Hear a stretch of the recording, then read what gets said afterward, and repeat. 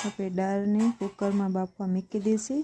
તેમાં મીઠું નાખશું, પછી આપણે કુકરને બંધ કરી દીધું છે ને હવે તેને બાફવા મૂક્યું છે। હવે આપણે લીલી ડુંગળી છે તે આપણે ડુંગળીનું મશીન છે તેમાં આપણે તેને પીસી લઈશું।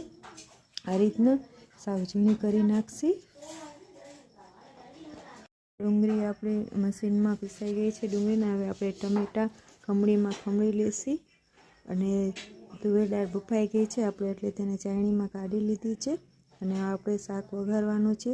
તેલ ગરમ થઈ ગયું છે, તેમાં આપણે લસણનો વઘાર કર્યો છે અને હવે આપણે તેમાં લીલી ડુંગળી નાખવાની છે જે આપણે મશીનમાં પીસી છે તે।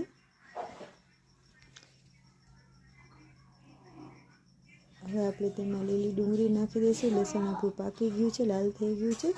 આ લીલી ડુંગળી છે જે આપણે મશીનમાં સાવ ઝીણી કરી નાખી છે તેને આપણે પકાવવા દેવાની છે, જ્યાં સુધી નીચે ચોંટવા ન મળે ત્યાં સુધી પકાવવાની છે।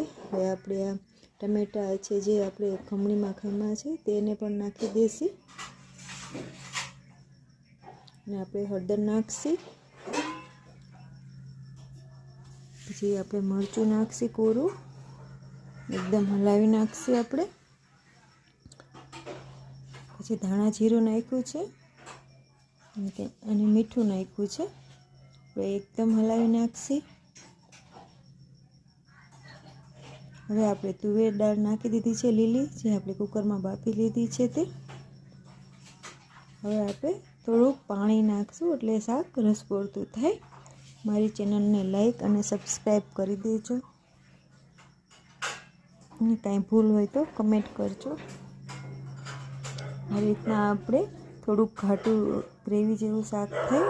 આ છે આ પનીર શાહી મસાલો છે અને આ મેગી મસાલો છે, તેને આપણે નાખ્યું છે અને આપણે હલાવી નાખશું। ધાણા ભાજી નાખી છે, આ રીતના આપણે હલાવી નાખશું।